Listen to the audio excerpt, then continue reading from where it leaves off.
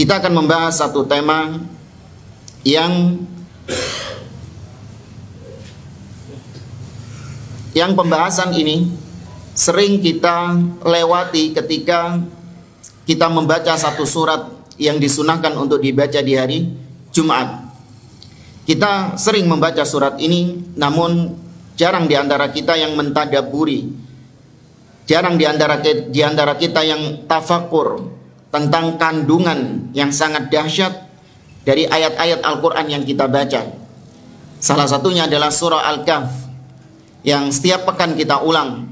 Di situ ada sebuah kisah, bukan cuma satu kisah, ada banyak kisah, namun ada salah satu kisah yang syarat dengan faedah, syarat dengan manfaat-manfaat yang sangat berharga bagi kehidupan kita, yaitu kisah tentang pertemuan antara Nabiullah Musa alaihi salam dengan Nabiullah Al-Khadir alaihi salam.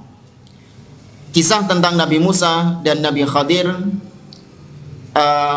layak untuk kita angkat di sini disebabkan ada orang-orang yang menjadikan kisah ini untuk membangun akidah sesat mereka.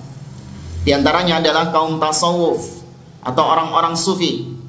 Mereka menjadikan kisah antara Musa dengan Khadir sebagai pembenaran atas akidah sesat mereka bahwa wali itu lebih tinggi tingkatannya daripada nabi. Mereka menganggap bahwa Musa adalah nabi, sedangkan Al-Khadir adalah wali. Kemudian di dalam kisah tersebut kita dapati ternyata nabi itu melok ngikut kepada wali. Bukannya wali yang ikut kepada nabi, tapi nabinya yang ngikut kepada wali, yang merengek-rengek ngikut kepada wali. Ini menunjukkan bahwa wali tingkatannya lebih tinggi daripada nabi. Kemudian wali itu bisa keluar dari syariat nabi. Buktinya Nabi Khadir yang kata mereka wali itu tidak wajib mengikuti Nabi Musa alaihi salam. Maka wali-wali yang ada sekarang boleh dia keluar dari syariat Nabi Muhammad SAW dan punya syariat tersendiri yang berbeda dengan syariat Nabi Muhammad SAW. Dan banyak sekali nanti akan kita singgung satu persatu beberapa akidah-akidah sesat yang dibangun dari kisah antara Nabi Musa dengan Nabi Khadir. Namun inilah metode Ahlussunnah wal Jamaah. Berbeda dengan metode Ahlul Bidah. Mereka menjadikan ayat-ayat Al-Quran atau hadis-hadis Nabi SAW untuk melegalkan kesesatan-kesesatan mereka. Disebabkan karena kegagal pahaman mereka terhadap ayat-ayat dan hadis-hadis tersebut. Mereka tidak mau memahami ayat-ayat Al-Quran, tidak mau memahami hadis-hadis Nabi, mempraktekannya, merealisasikannya dengan pemahaman para sahabat Nabi SAW. Mereka memahami dengan akal mereka. Mereka pahami dalil-dalil itu dengan pemahaman guru-guru mereka, sehingga mereka pun sesat dan menyesatkan banyak orang. Bukan karena dalilnya yang salah, namun karena pemahamannya yang salah. Sebagaimana para ulama mengatakan, laisa sya'nu an tastadil, walakinna sya'na ay yakuna istidlaluka sahihan. Perkaranya bukan kau bisa berdalil.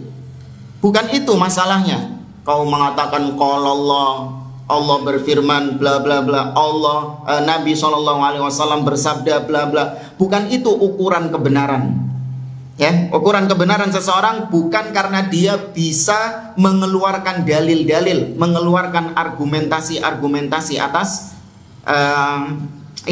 atas akidahnya itu, bukan. Karena orang sekarang, zaman sekarang kita dapati banyak yang bisa berdalil.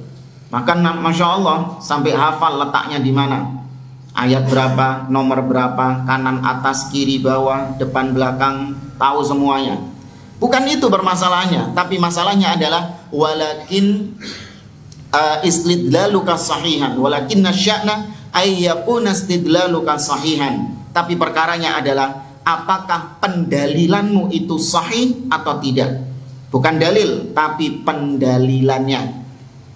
Nah, makanya kalau kita lihat orang-orang tasawuf sufi, mereka juga menggunakan ayat-ayat Al-Quran untuk melegalkan kesesatan-kesesatan mereka. Contoh misalnya, satu aja.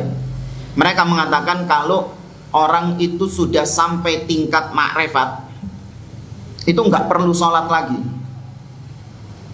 Iya, orang kalau sudah sampai tingkat ma'rifat, tingkatan yang paling tinggi, seorang wali yang sudah mencapai tingkat ma'rifat, maka nggak wajib sholat lagi. Karena orang yang sudah tingkatan ma'rifat, dia itu senantiasa connect dengan Allah Subhanahu wa Ta'ala, senantiasa terhubung dengan Allah, senantiasa ingat dengan Allah Azza wa Jalla, maka nggak perlu sholat. Apa dalilnya? Ada dalilnya loh. Akidah ngawur kayak gini, iya kan? Keyakinan ngawur kayak gini, itu ada dalilnya juga. Ada yang tahu? Hah? Yakin. Ya, wa'bud rabbaka hatta ya'tiyakal yakin. Sembahlah Rabbmu sampai datangnya keyakinan atas kalian. Jadi menyembah Allah, kalau sudah yakin, maka nggak perlu menyembah Allah. Padahal yakin di situ maknanya adalah kematian. Sembahlah Rabbmu sampai datangnya yakin, artinya datangnya kematian. Namun mereka memahami yakin di situ artinya adalah keyakinan. Mereka juga memang berdalil dengan surah Thaha, sebuah ayat dalam surah Thaha. Allah mengatakan kepada Nabi Musa, "Innani anallah, la ilaha illa ana, fa'budni wa aqimis salata li dzikri."